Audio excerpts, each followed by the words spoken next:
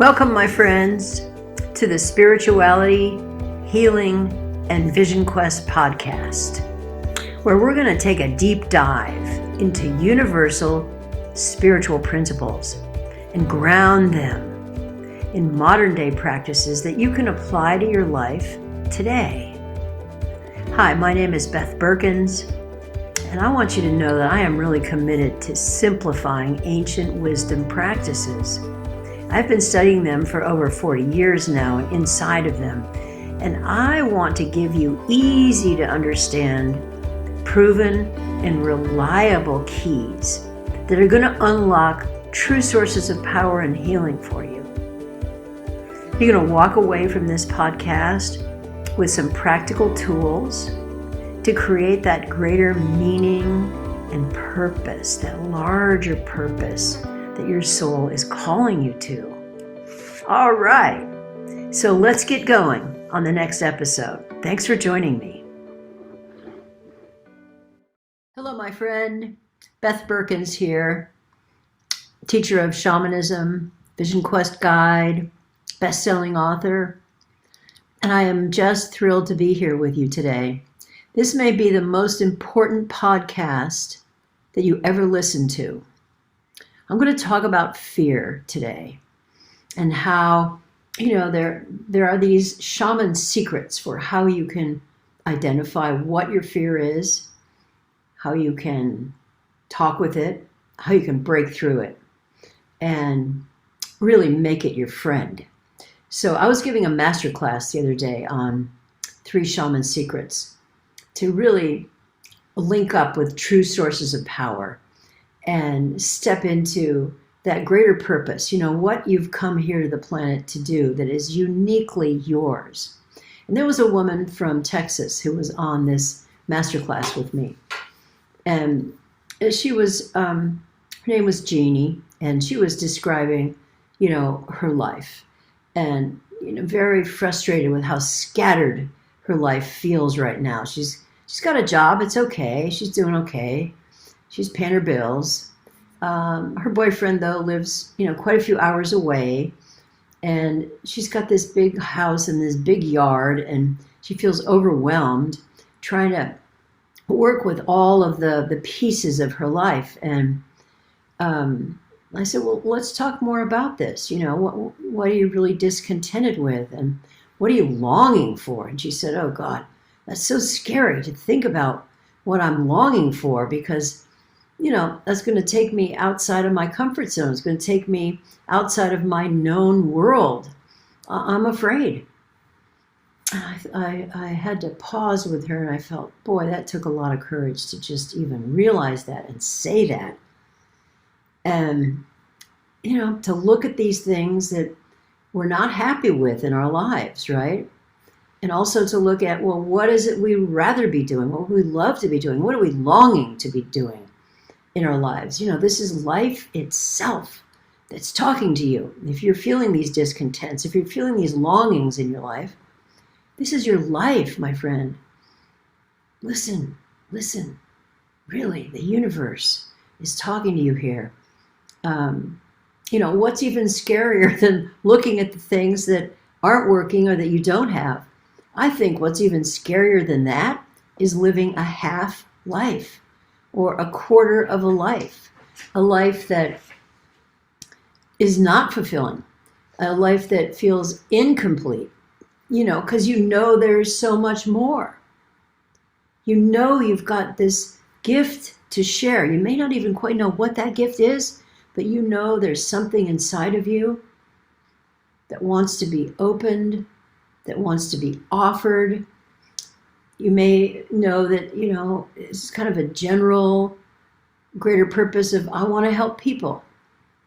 And you don't want to get to the end of your life and boom, it's too late. There was a nursing home study that was done several years ago with people at the very end of their life. They had a day or two left to live. And they agreed to talk with the researchers because they were asking such important questions like, what do you regret? There you are at the very end. The door is closing. What do you regret? And 99% of them, both men and women, said, really, I don't regret anything I did. I regret the opportunity that was right there in front of me, and I had my hand on the doorknob, and I wanted to open that door, but I was scared. I was afraid. And those people now have died, and they took those gifts to the grave with them. So, we can resist listening. In my work with Vision Questers, I really help them turn up the volume and listen. What is trying to get your attention? What is wanting to wake up inside of you? Because when we have an unlived life, this energy has to go somewhere. If we're not living our purpose, we're not living our full potential, that energy, where does that go? It gets dammed up, and it can actually create symptoms in our lives that we don't want. Symptoms of illness, symptoms of anxiety, symptoms of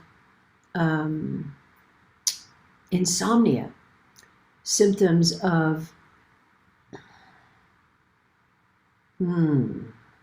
well, I invite you to tell me. Migraines, things that we would not choose to have, but when we don't let the life force flow, don't let the life energy go, express itself, it's like creating a dam. That energy just gets dammed up inside. So, yes, I was in my Walker Between the Worlds shamanism group last night that I'm leading. Those people are doing incredible breakthrough work. And we worked with the Council of Allies. We each have a Council of Allies. And each of them chose to work on a different paradigm, a different old story, a different doubt, a different fear. Most of them ended up working on fears. What is fear?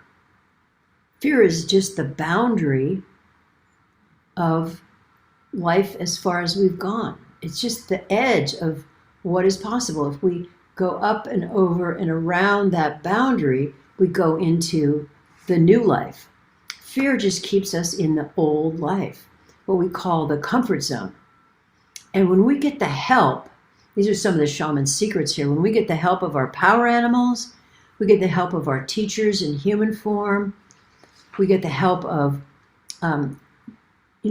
tried and true and reliable shamanic ceremony. We get the help of a guide or a mentor, someone just like me who's trained in this work. We can just really, somersault right over that boundary, right over that edge, right over that old boulder, or right through that glass ceiling. So think about that. Every day I like to use Les Brown, one of the greatest coaches in the world today. I like to use his mantra to start my day. And before I do anything like a podcast or, teach one of my wonderful classes with my awesome groups of people, I like to say, here I go again. I've got what it takes. Today is my day, and nothing out there is going to stop me. The thing is, we don't have to have it all figured out. So often we got that paradigm of perfectionism going, right? We've got to have the binder full of all the notes. We've got to have A through Z, alpha through omega. We've got to have everything, all the ducks in a row. And we just stop ourselves. We've got to just be able to start before we're really ready. Just take a step. And then the universe comes in. When we take one step, the universe comes in and takes 10 steps alongside of us. One of my Vision Questers has been longing, knows that, he's got a gift of speech, of talking to people, and he's been longing to do his very first YouTube recording. And he has been just, getting close to the starting line and then stopping. so many times, so many times. And so we all send him love and power and support in one of our groups. And even though he was leaving on vacation for the next day, we got off at what time? 7 o'clock at night. He had a few hours. He still had to pack and get the car ready and all these things. He decided, I'm just going to do it. And he told us in our session last night, he did it, but how uncomfortable he was. He said his skin was actually crawling the whole time. And he felt, kind of nauseated, sick to his stomach. He only committed to doing a couple minutes. He did more than that once he got going, of course, right? Because he got in the flow of the center stream of his life. He's meant to do this. And he really stretched himself beyond the old boundary of fear. He was terrified doing this, but he just kept going. He felt us and our love and our power animals around him.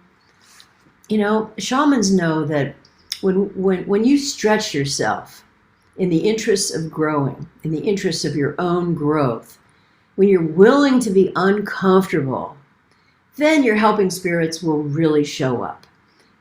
The healers will really show up and help you. But you've got to be willing to take that first step. And, my vision quester, he took that first step and just recorded it. He felt it wasn't that great, but on the other hand, he was like so happy that he did it and so relieved that he reached out to some of his old friends and sent them the link. He got really good feedback from them. Got to take the first step. So I want to ask you, my friend, what is it that you've been longing to do or longing to be or become or share? Wherever you are listening to this, in the car or in your garden, what is that for you? That thing that you're longing for. I want to share with you a profound turnaround experience that I had when I was in the midst of a wildfire. I was living in Oregon, right down in the Siskiyou Mountains, right down below the Pacific Crest Trail. And my car was packed to evacuate. There were fires all around, the fires up on the Pacific Crest Trail. If you ever watched that movie Wild, right? With, I'm afraid I'm going to say her name. Is it Drew Barrymore? Or it's the other wonderful woman? I think it's the other wonderful woman. Well, anyway, the movie Wild, based on the book by Cheryl Strayed. That trail was right up above my house. I lived there for 9 years. I had a great teaching writing at the college in Southern Oregon. And I was in terror. Talk about fear. It was beyond fear. I was in absolute terror because the fire was out of control. The trees, the Doug firs and the redwoods, they were just going up like they were candles, just total firestorm up above me. And I was watching the texts from the city of Ashland, and people to the north of me already were evacuating. Friends were texting me, I'm going to help so-and-so evacuate with my truck. My house was full of smoke, even though I had the air purifiers on, and the windows, of course, all closed. It just seeps in, that amount of smoke. My golden retriever is in the living room with me. I'm sitting in my chair. He's whining. He's scared too, obviously. And I'm in terror. I've got my car keys in my hand. And I'm trying to decide, oh God, should I stay? Should we evacuate? I don't know what to do. I'm afraid if we leave in the car, the trees might be across the road and we'll be stuck inside the fire. So I'm just sitting here. I'm in absolute terror. I'm thinking, we could die here. Oh my God, we could die here. So I'm just listening, car keys in hand. I'm just listening, and a tiny voice pierces my soul. And it says, Beth, it's time for you to go live your greater life. Your greater life is waiting for you. But it's in California. It's in the Monterey Bay. It's time to go home. I had lived most of my life in that area. So I just kind of sat back in my chair, put my car keys down.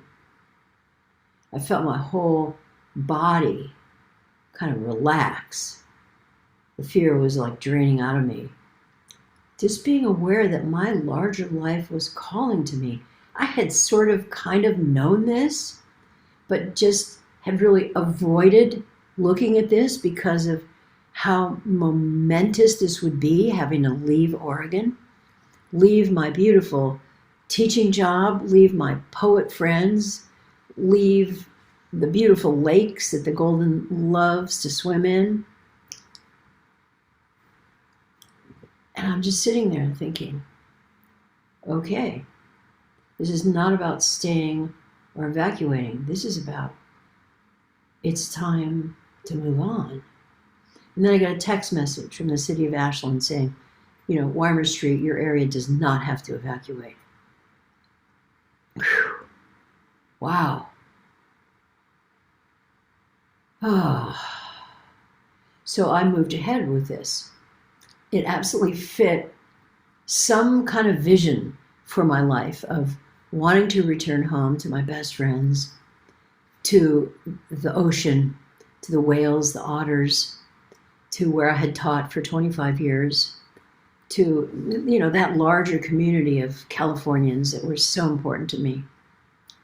I felt a lot of fear about doing this, as you can imagine. A lot of doubts. I had deep roots in Oregon. 9 years. Perfect job. Oh my God. But I took the first step and I looked on Craigslist.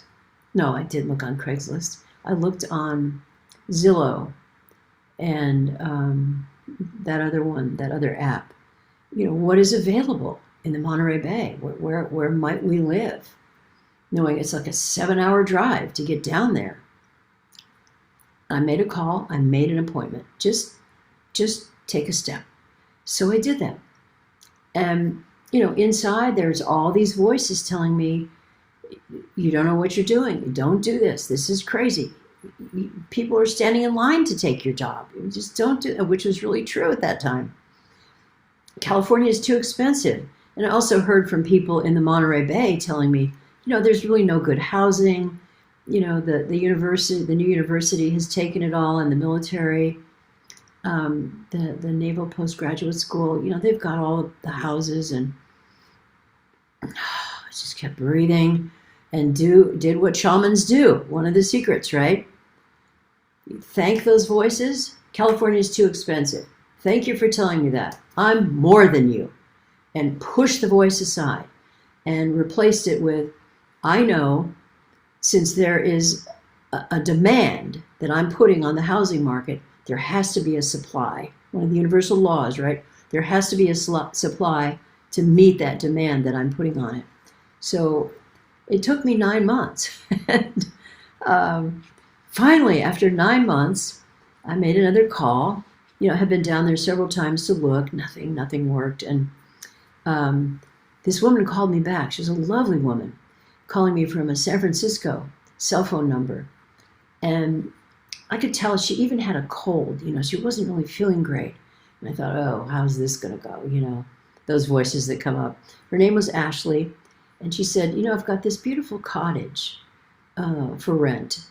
And you sound like a lovely person. You're a professor. You're an author. You're a coach. You sound like you would be, really an asset to the community here in the Monterey Bay. So I'd love to, there's a lot of people who want this place, but I'd love to show it to you first. It's brand new. When you can come down? I said, how about this weekend? So got the golden retriever in the car, went down there, met my friends, stepped into this place, shook hands with her. She had her 2 boys with her, little redheaded boys, just the sweetest kids. And I knew when I opened the door and I entered this house that this was it. And she was so warm and welcoming. So I rented it through text messages. It's crazy. We never signed a physical contract. contract. It was all through doing text messages. And yeah, so I finished out the winter quarter at the college, Road Community College, just, tearfully, had to let go of this whole life because I was being called back home. And I got back home and decided to bring all my work online on Zoom. It was very fledgling then, the Zoom app. And brought the Vision Quest work out of the wilderness, the Swiss Alps, the Italian Alps, Death Valley, brought it online, got a beautiful group of 12 people enrolled, and boy, we started with, what is the call that you're hearing? Listening, turning up the volume on that call, not being afraid of it. You don't have to do anything with it. We're just listening here, right? What is it saying to you? What are you feeling about that? And we'll look at the paradigms and we'll unhook from the paradigms that are stopping you from living it. Got that group going. And the next week, COVID hit. The world was in shutdown. But I could continue to meet with my group because we were on Zoom.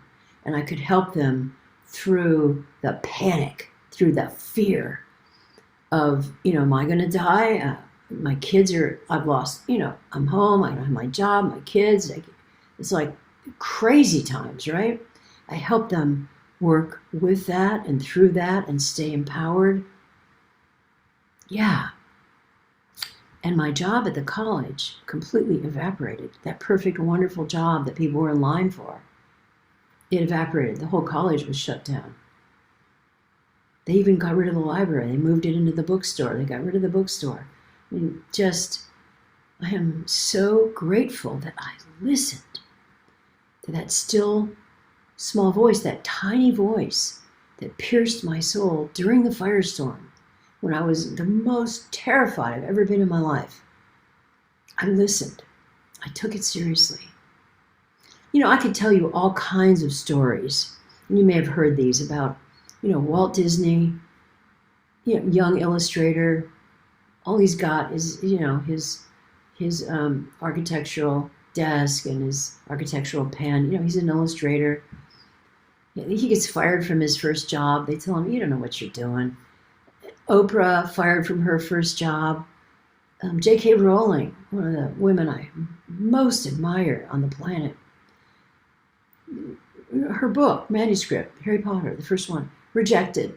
12, at least 12 times, 12 publishing houses. But they kept going. They made fear their friends. They found a way to befriend the rejections, befriend being fired, staying true to their gift. You think about the world, how shabby it would be, how pale and boring, really, it would be without Disney films. Think how maybe they've changed your life, or they've changed the life of your kids or your students.